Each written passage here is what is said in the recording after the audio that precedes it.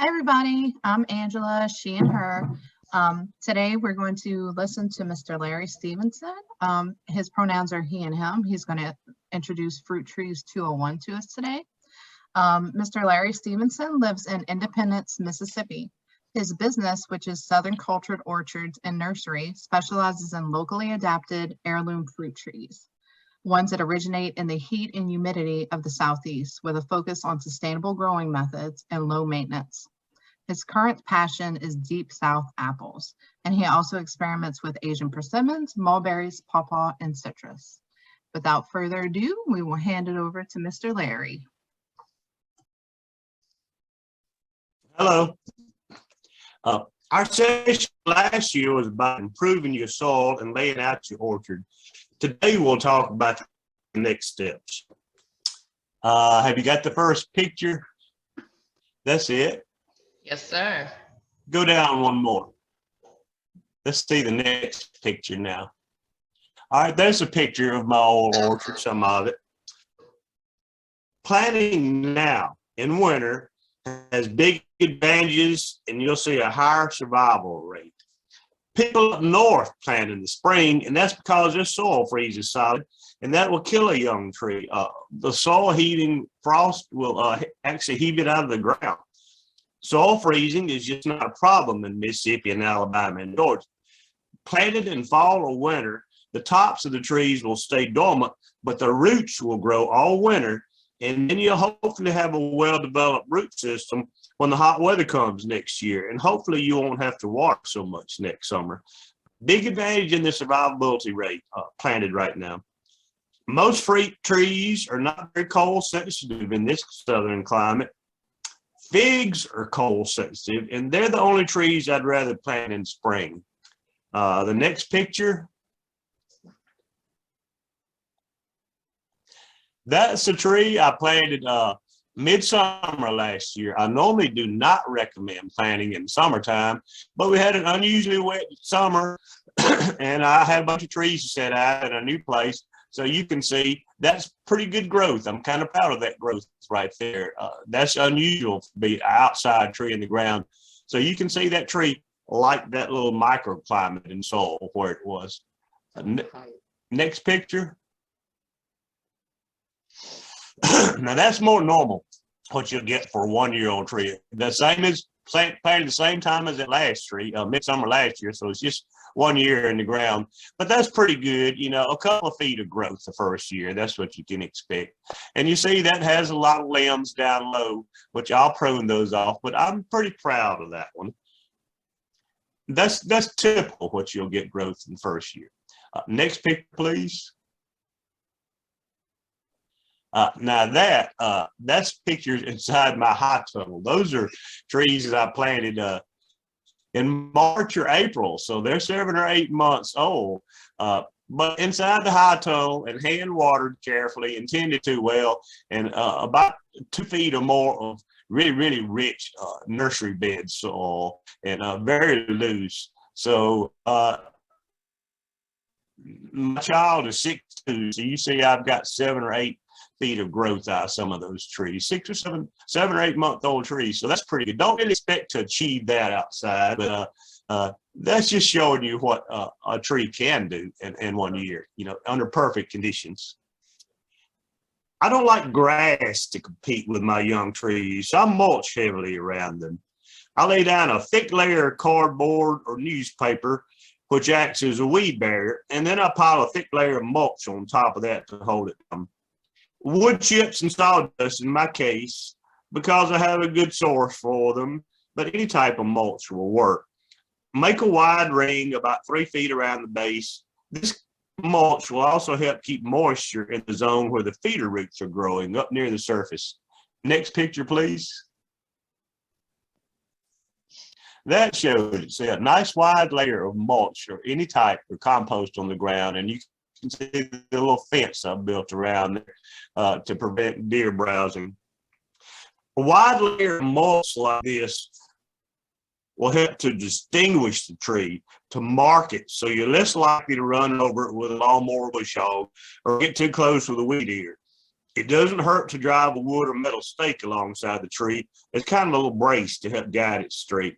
You can put some plastic flagging on that. Really, you want your trees to be easily seen and from a distance. You want to really distinguish them. Let me caution you right here to label your trees for easy identification. The best thing you can come up with for a long-term permanent labeling, which is difficult. You might think you'll remember the variety by next year or in future years, but after you have 100 trees planted, you won't remember what you planted. Next picture, please. There you go.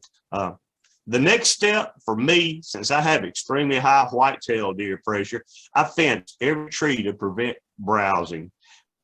Deer don't really prefer apple or pear leaves, but it only takes one curious deer just a second to destroy a whole year's worth of growth. They eat them out of spite sometimes, even things that they don't like.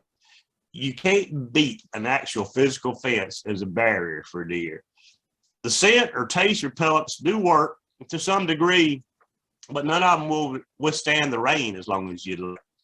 Electric fences work fine, but you need to check them regularly. If they shut down just a little while, the deer will take advantage.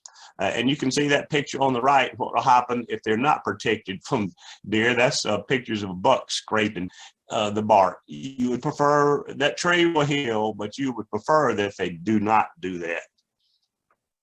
Next picture, please.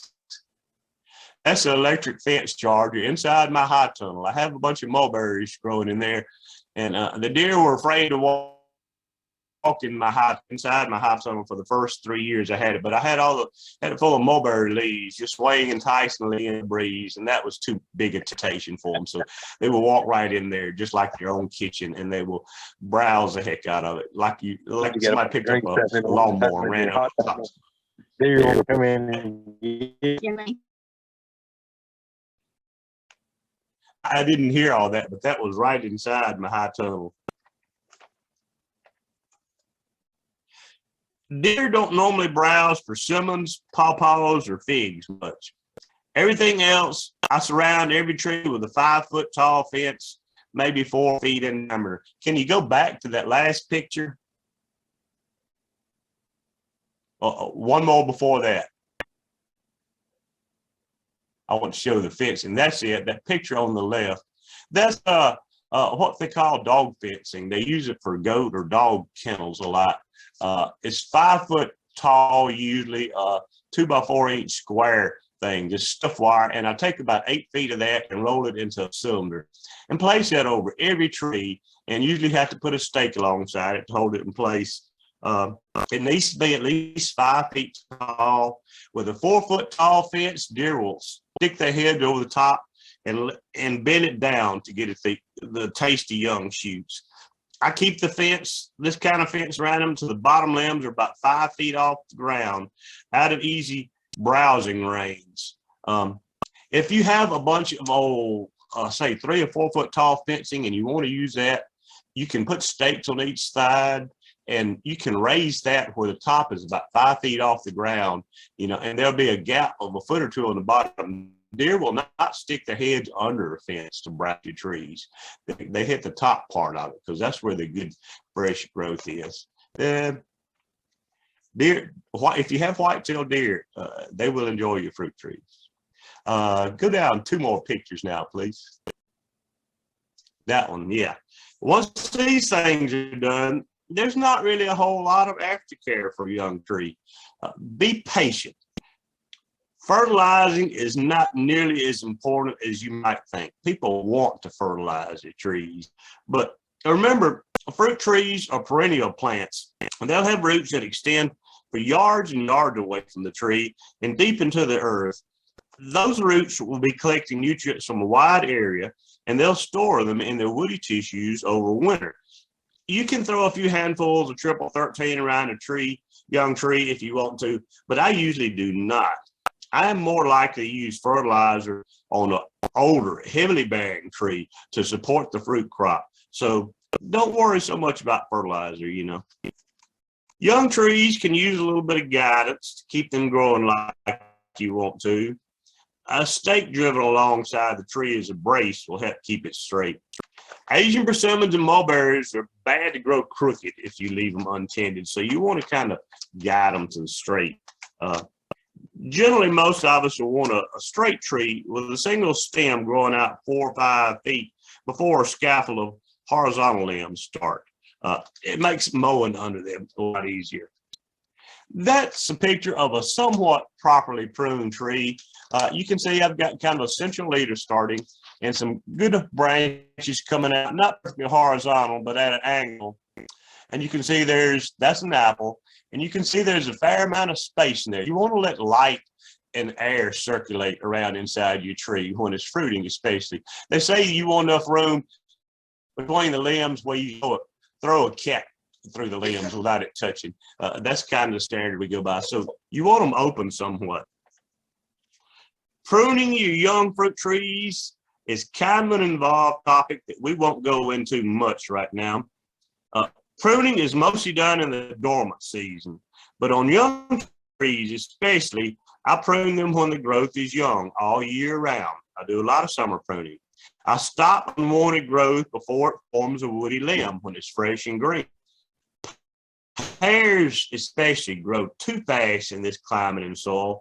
I do a lot of summer pruning to restrain excess growth of pears. Training your fruit trees at a young age will help them to start bearing sooner.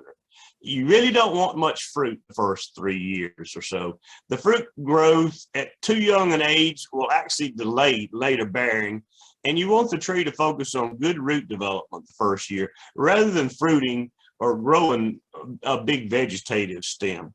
It'll hurt your feelings, but I pick off the young fruit from young trees. You don't want to do that, but you should cull them. Everybody wants them to produce the next year so you can taste that new type of fruit, but it's better to pick off fruit from a young tree. Next picture, please. Those are pears. The picture on the left is actually a young tree. That's only 4 or 5 years old, and I have topped that out several years. Every year I've topped it out to about 12 feet tall, and that picture is probably about 20 feet tall. That is fresh new growth this year. You can see the bottom limbs are spread out at an angle somewhat. That's about like I want them to. And you can see the upper limbs, that is new growth that I've literally not been able to keep up with it and prune it down enough. So most of the top half of that tree I will prune off again this winter. Pears want to grow straight up vertically. You don't want that. The picture to the right is an apple, and that one's not pruned very well. You can see it has double trunks. You'd really like one trunk, and you see a lot of limby stuff up in there. That's too many limbs. You want that much more open to the light and air circulation. So that picture on the right, I will take that stem to the right. I will cut it off entirely, and I will thin out the other side of it severely. I'll cut out about half that growth this winter. Next picture, please. That's a pear. That's an old pear, and you see that the major part of the limb is grown out nicely horizontal, and that will fruit.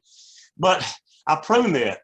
All those, you see all that fresh new growth coming up alongside the limb. That's what we call water sprouts, and those will take a long time to turn into good fruiting growth. So I prune that stuff in the dormant season, and the tree responds to the pruning like it's a wound. And for every limb I cut off, 2 more will grow back the next year, and they literally grow faster than I can keep up with them. So that should have been pruned out during the summer. If you prune limbs off in the summer, they don't grow back quite as bad. Pears, if you leave them untended, they'll just grow straight up, and they'll have vertical limbs fast. I get 10 feet of growth out of some of my young pears every year. That's too much vegetative growth.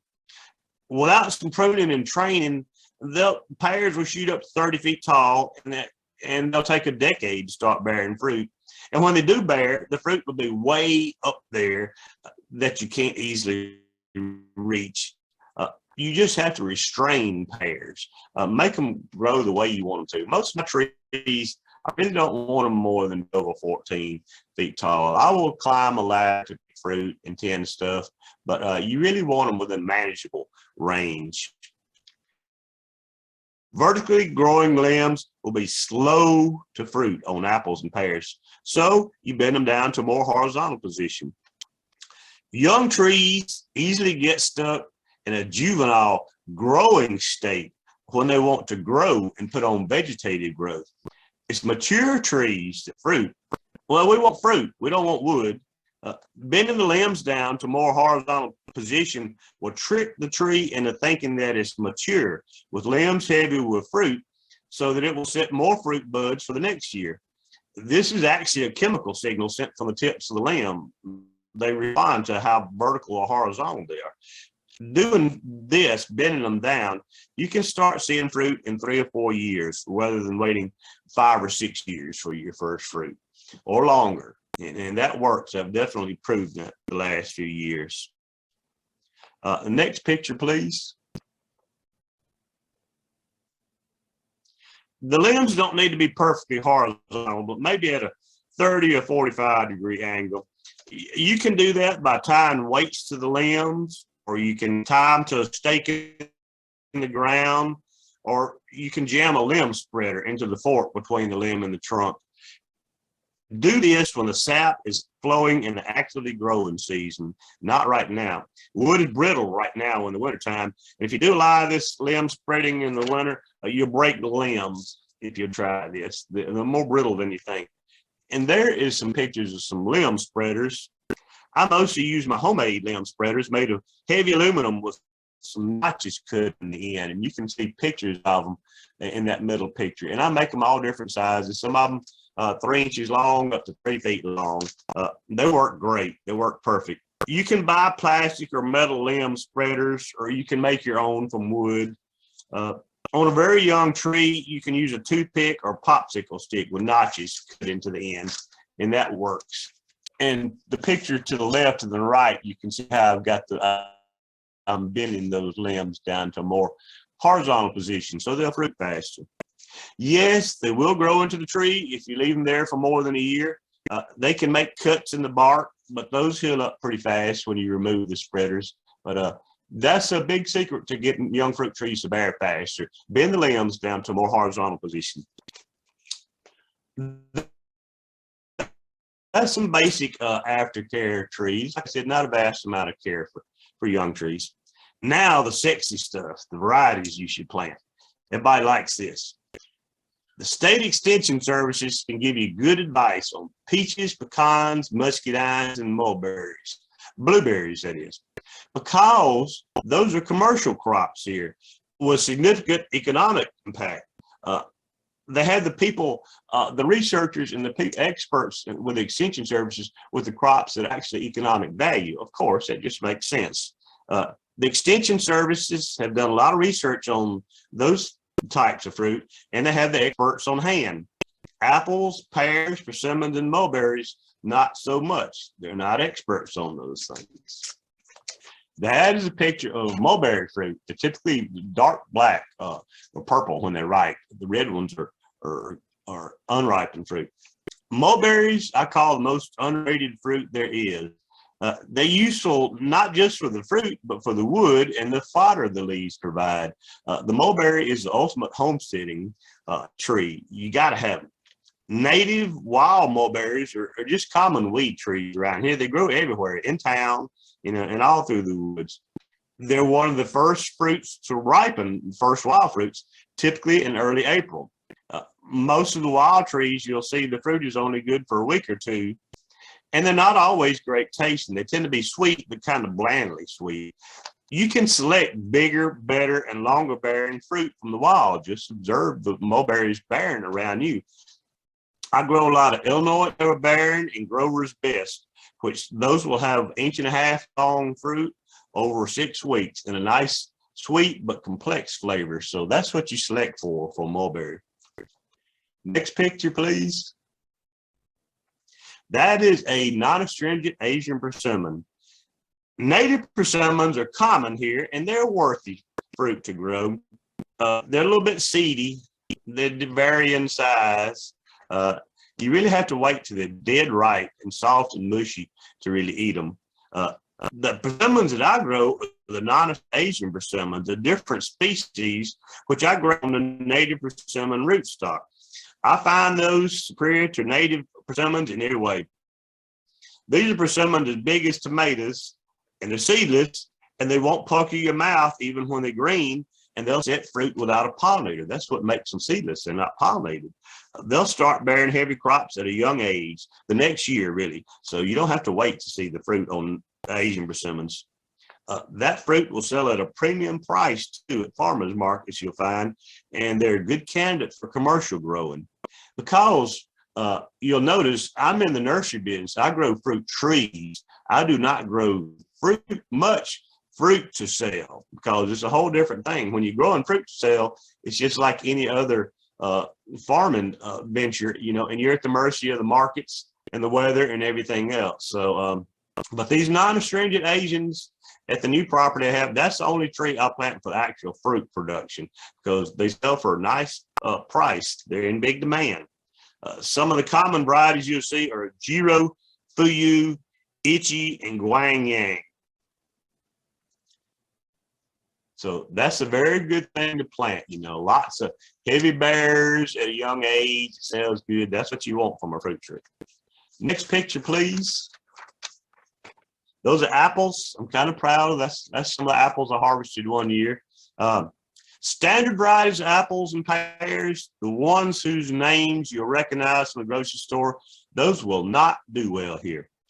Understand, most deciduous trees in the temperate zones require a certain amount of cold weather during the dormant season to set fruit buds. It's the lack of cold weather, which we call chill hours, that restricts us on the apples and pears we can grow in this climate. For the Appalachians end up in North Georgia and Alabama, that's cooler, and a lot of good apples originate there, but the rest of us will need low chill apples and pears. Next picture, please. There's a list of low chill pears that do well here. Those originate all over the South. Leona is from Duck Hill, Mississippi, and there was a Leona from South Louisiana. Potomac is a good one. Orient is my best bear over the years. Ayers from Tennessee, Dabney from Tennessee, Fanstill from Mexico. Pineapple pear is my earliest blooming pear, and that's one I sell along the Gulf Coast.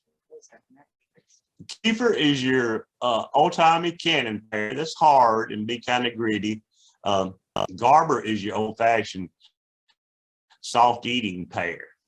Alton Broussards, probably a hybrid between the Asian and European pears from South Louisiana. Hartwell Cook and Sweet Cheeks are unnamed Asian pears that I grow. Asian pears are great. I think Asian pears are superior to the Europeans in all respects, except they get fire blight pretty bad. They're susceptible to fire blight, and fire blight susceptibility, that is your bottom line for pears that you grow in this climate. So kind of unusual ones. You won't have heard the names, but your Bosque and Dandu and Bartlett pears that you see in the grocery store, those are fine pears. They will not do in Mississippi and Alabama and Georgia. They're too susceptible to fire blight. The next picture. There's a list of apples that originate in Alabama. There are some. Now that's a surprise to people. Dixie Red Delight from north central Alabama. Shell apple originates from right north of Mobile. There was actually a huge industry of shell apples in the early 1900s. Mr. Green Shell in 1910 used to ship trainloads of apples up to the northeast and northwest, which kind of reverses the normal flow of commercial apple marketing. But Shell's a wonderful apple, and it would do over a wide climate. Hackworth is old Alabama and Georgia apple. People are starting to be interested in those again. Yellow Hamilton is a roadside apple from Hamilton, Alabama. That's one, big yellow apple. That's one that I tell people we should be growing commercially because of the production and the quality of the fruit. So that's a great apple. St. Clair is one of the best tasting apples you can get from St. Clair County, Alabama.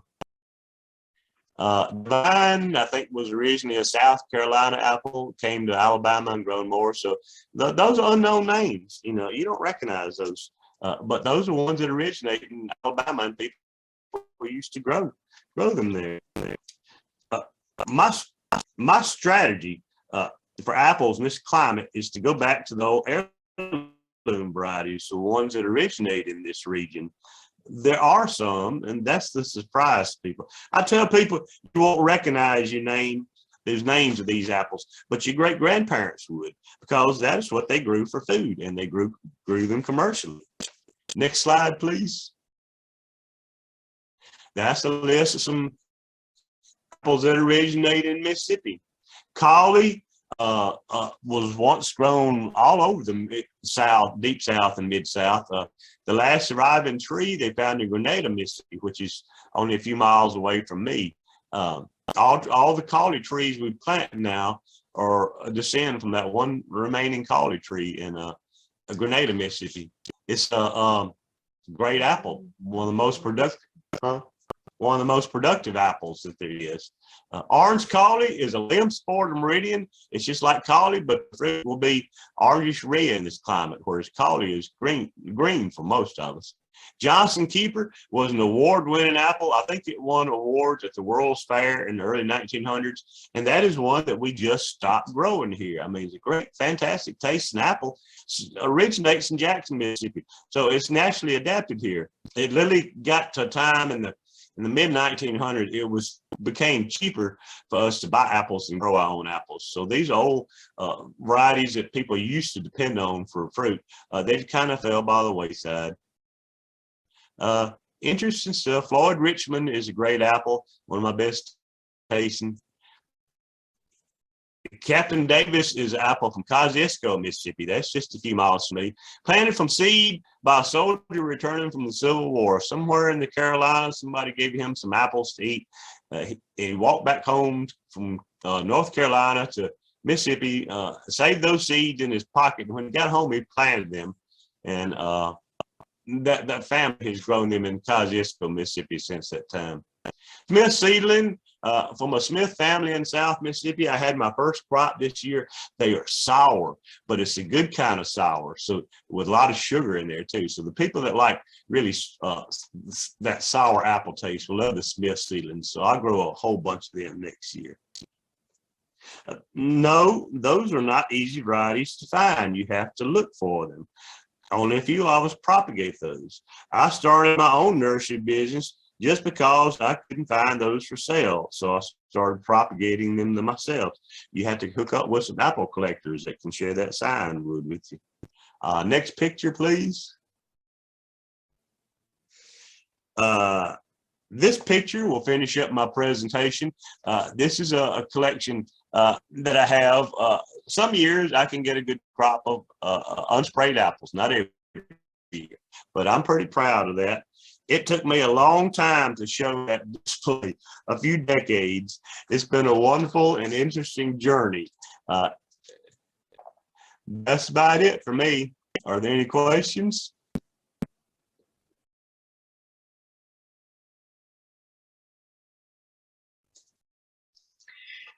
Thank you very much, Larry. That was amazing.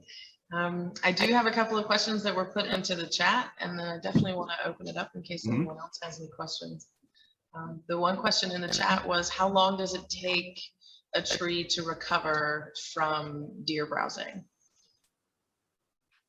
Depends on how badly they browse it. You know, I have young 1 or 2 year old trees, you know, and they don't even like apple and pear leaves, or they don't usually browse persimmon leaves at all, or figs, pawpaw. One curious deer can reach up there and snatch the whole limb down and tear half the tree off, and you lost 1 year or 2 years growth. So that's why you fence them, you know.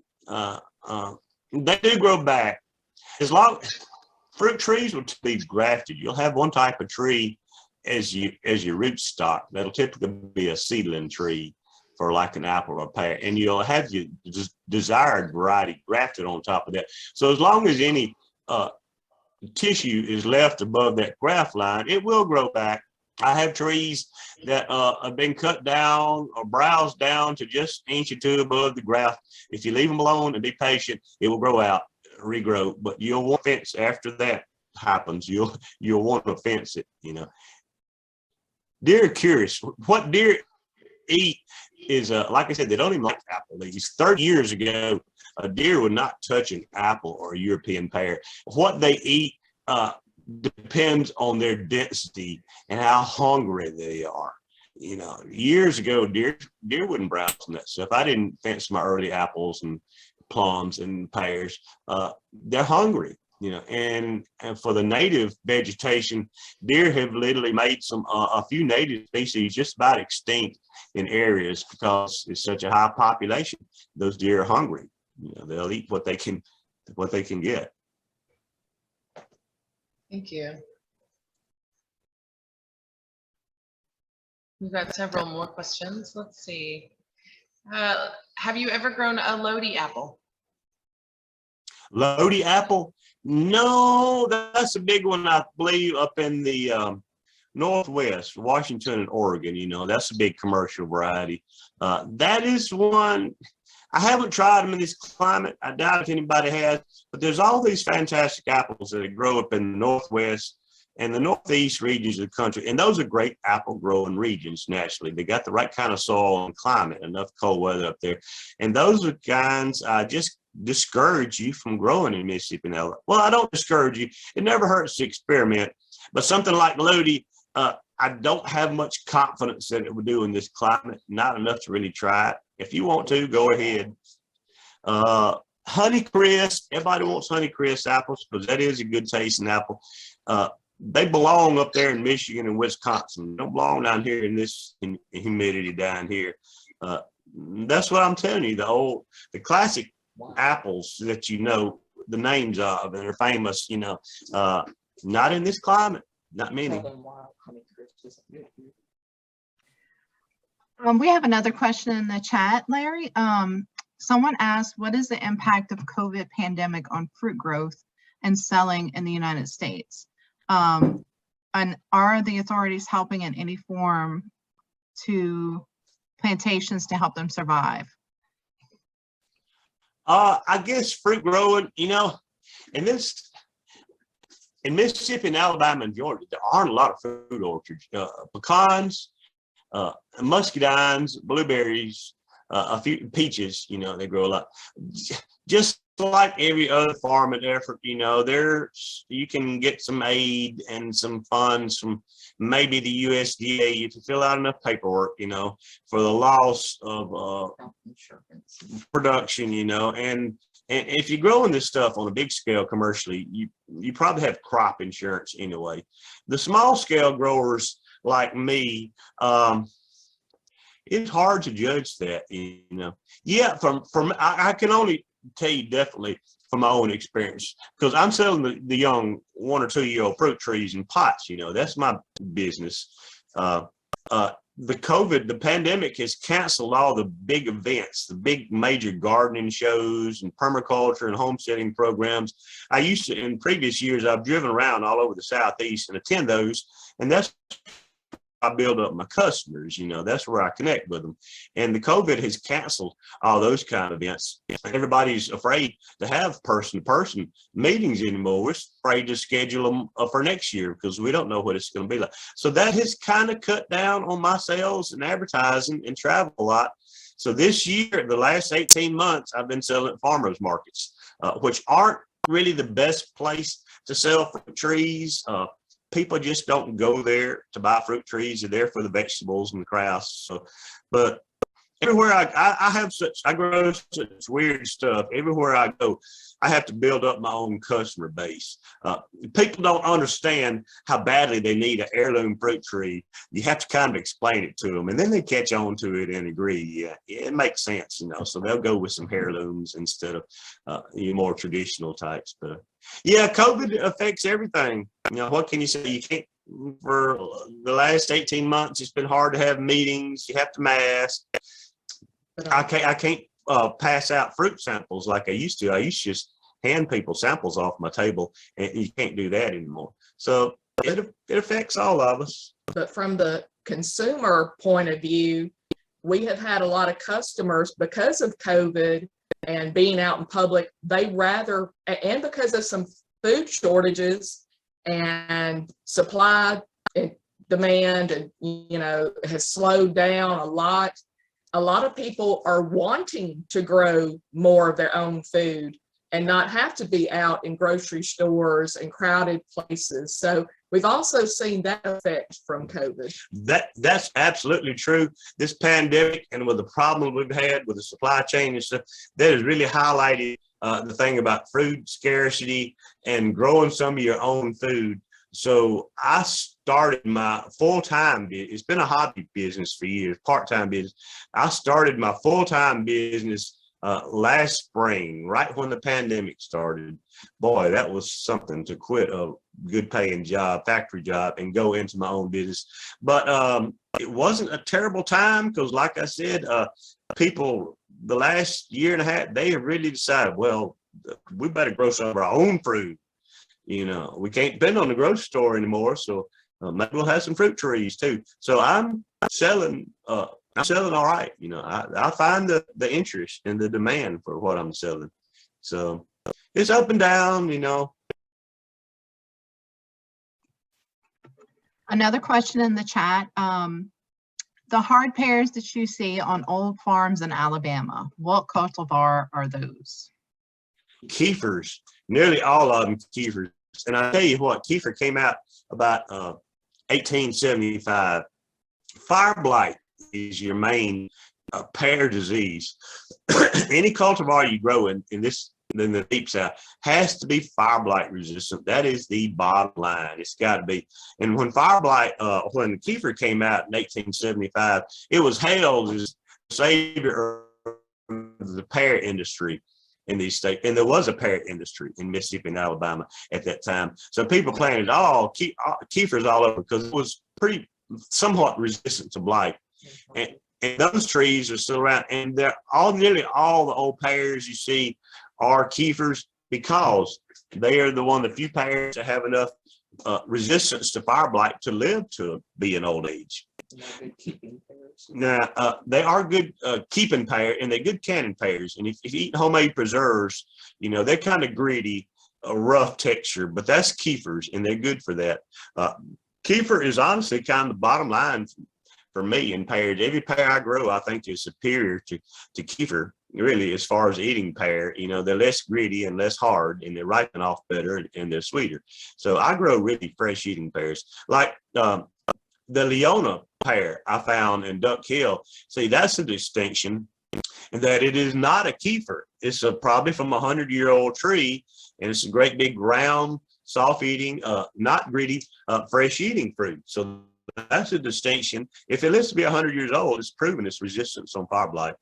Every now and then you'll find an old round Gerber pear. That's a little tiny, soft eating pear. There used to be a lot of Lecontes in the South, but they're not resistant enough to fire blight. So the old hard canned pear, that's what you find. The Kiefers, the Orient pear that I grow, if you pick them green, they'll can or make preserves just as well as Kiefer, and they are definitely more resistant to fire blight than Kiefer. And if you let them ripen and turn yellow, they're less greedy and they're better eating pear than Kiefer. So the Kiefers, nearly all the ones you find. If you find something that's not a Kiefer, let me know about it because I'm interested. And the Kiefers, do some people sometimes refer to them as sand pears? Is that the same pear? They do, but sand pear is kind of a common name, we call it. That's not a scientific classification. More of what I personally would call a sand pear, but it's called sand pear because they have a lot of grit, especially around the core. On the Gulf Coast, a lot of people call sand pears. It's a smaller pear, usually a round one, smaller than a Kiefer. Really kind of like a feral pear, just a wild one. And I believe what they call in sand pears are a hybrid pear between the Pears communis is the name for the European pear, a hybrid between that and Pyrus pyrifolia, which is an Asian pear, which was grown as ornamental. That's actually Kiefer's origin. It's a hybrid. Kiefer's is origin, the hybrid between the Asian and European pears. And typically they get that gritty texture from that. But sand pears, like I said, I've seen a lot of different things called sand pears because they will typically have that grit, and that's usually because of Asian genetics in there. Another question from the chat is, any ideas for dealing with apple scab, or is it a lost cause? I do not know. I don't have much trouble with apple scab. I see people in the Appalachians and north of here complain about apple scab as being one of the worst problems, and I just have not seen it much in Mississippi and Alabama. I don't know why. I guess it likes a less humid climate. So I am not an expert on scab. Yeah, there are ways you can do that, deal with it, and I can't see offhand what they spray. I do not spray my trees really for many diseases or pests. You know, it has to be a bad disease that's really threatening my tree before I use any kind of man-made chemical spray. So scab, I'm just not an expert on there. Michael Phillips is an apple guy. He's up in the Northeast, so he has different type disease and pest pressure. But he's written a good book on apples called a couple, maybe one of them I think is called The Apple Grower. He has several of them out, but Michael Phillips' book tells you some good organic treatments for stuff like scab.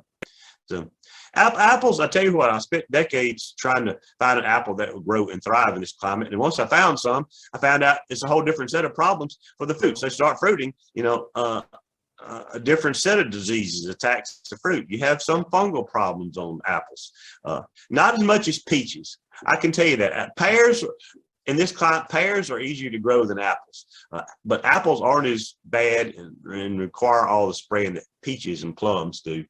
Yeah, the Michael Phillips book is called The Apple Grower. That's a good guide for organic orchards. Okay. Another person asked, do you host pruning workshops? I do some grafting workshops. Don't confuse grafting and pruning. They're two different things. I do some grafting workshops to propagate new trees in the spring. I have several of them arranged now. That's generally what people want to learn, how to propagate new trees. Mm-hmm. Pruning, I have done some. Pruning is a little confusing because everybody that will teach you how to prune does it in a different way. We're all wildly different in how we prune our trees. And you can prune them to a central leader. For an apple or pears, you typically would with one main stem, or some people prune them for an open system, like a peach tree. You know, a peach tree would generally have 5 or 6 main leaves all shooting out and make a more round shape instead of a triangle shape. So pruning is subjective. You know, it really is. The secret, I'll tell you a quick secret to pruning any plants. You have to learn what age you really get the fruit bearing on.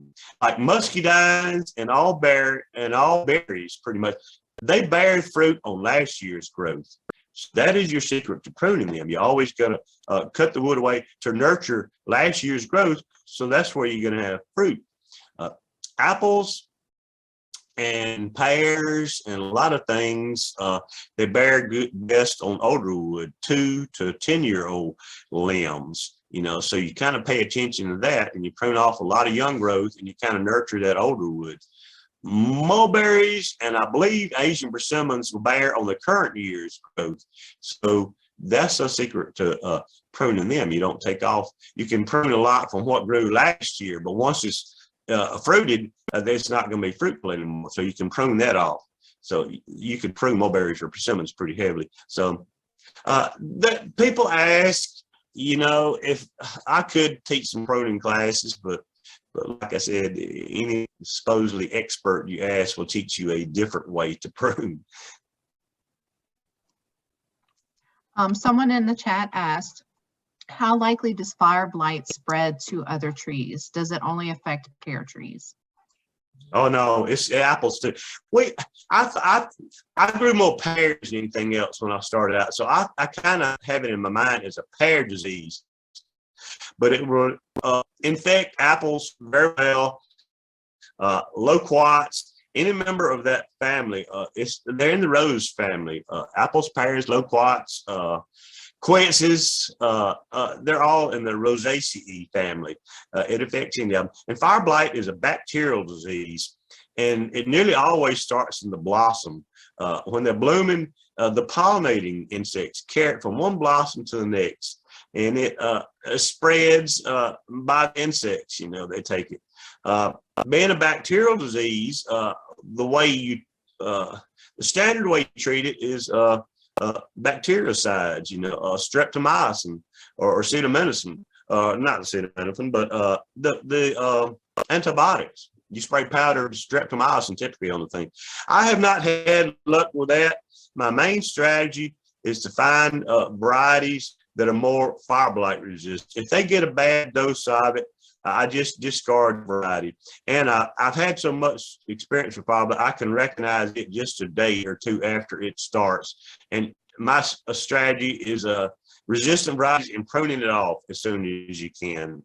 And wash your pruners, your hands. Don't let the infected tissue touch other parts of plants, because it will spread like it. Dispose of it. Don't leave it on the orchard floor because it's infection. Fire blight runs in cycles. Most people don't understand that. You'll have a really bad year. The years when you see it in the Bradford pears, the ornamental pears, when you see it get in those, that is a bad year because they're normally resistant. But then you'll have a couple of bad years, and then the year after that will be lighter. You'll see less infections, and they'll get less and less, and then you'll have some years where you just don't see any fire blight at all. So you can have a period, sometimes even a decade, when you have very little fire blight. But then you'll get a year, eventually it'll come along where you see a pretty bad infection, a pretty modest infection. The year after that, you can count on it to be a really bad infection for maybe a year or two. And then it slows down. So you got to kind of understand it runs in cycles. And sometimes you can plant things in between those cycles and get fruit. So you can trick it if you understand it. I used to think I was an Asian pear expert. I grew a lot of Asian pears at one time. And then fire blight, that was before I knew what fire blight was. And then when fire blight set in, I found out that nearly all the Asian pears are terribly susceptible. And I cut and cut and cut on those things. And it didn't just infect the tips and the new flowers and the new growth. It just didn't infect those. It would go down the limb and into the trunk and eventually kill the tree. So I don't not have many Asian pears left. I wish I did. But that susceptibility to fire blight is why I would not recommend many Asian pears in this heat and humidity. You know, they're just susceptible. You learn things the hard way. And one last question is, what about cedar rust? What's a good variety that's resistant? Cedar apple rust is, well, there's different, it's a fungus, what it is.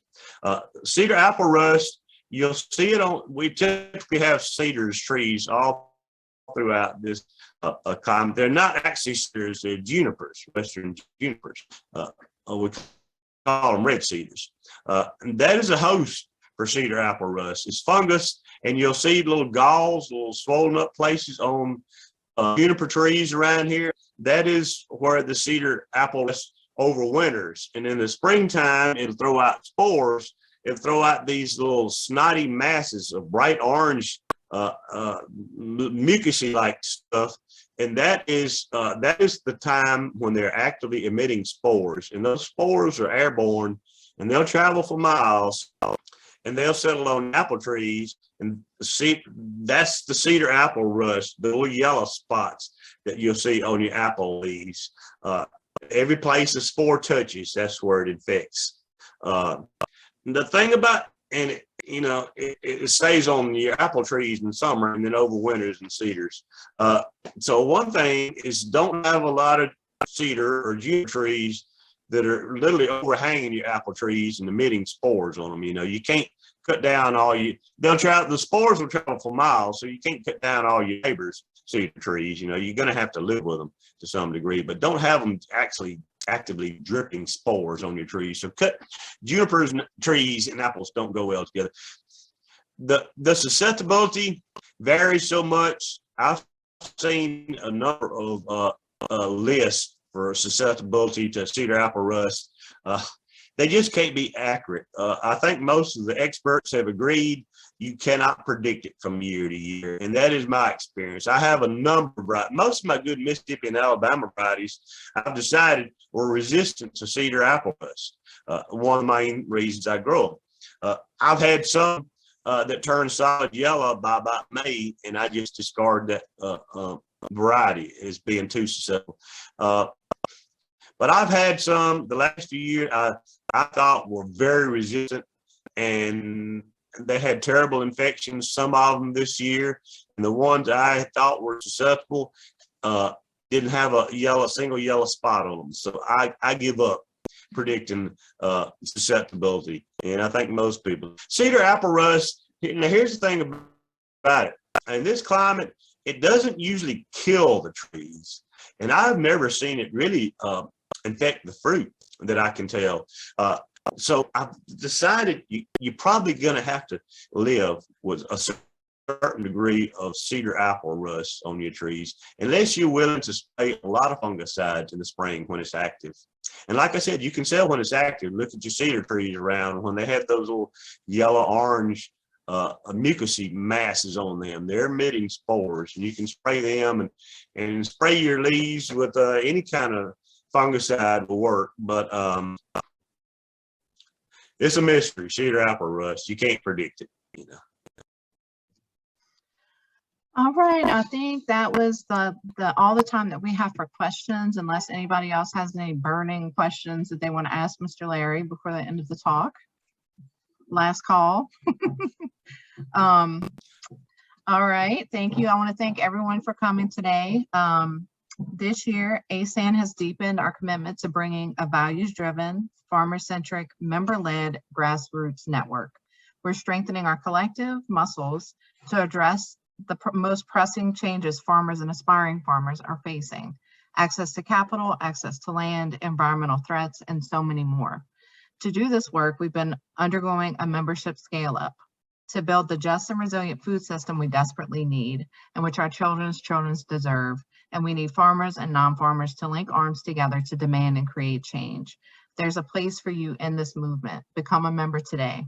To join or renew your membership, we'll provide a link in the chat. And you can also go to asanonline.org, join ASAN. Thank you all so much for coming today. Thank you, Mr. Larry. If you have I've enjoyed it. If you have anything that you really enjoyed about the discussion, you can drop it in the chat and we'll make sure to pass that along. Thank y'all so much.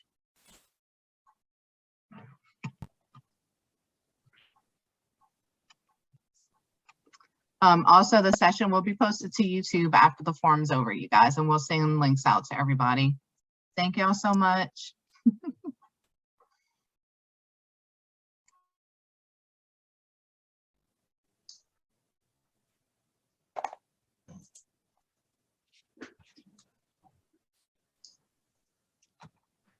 Did you just end that like 30 minutes?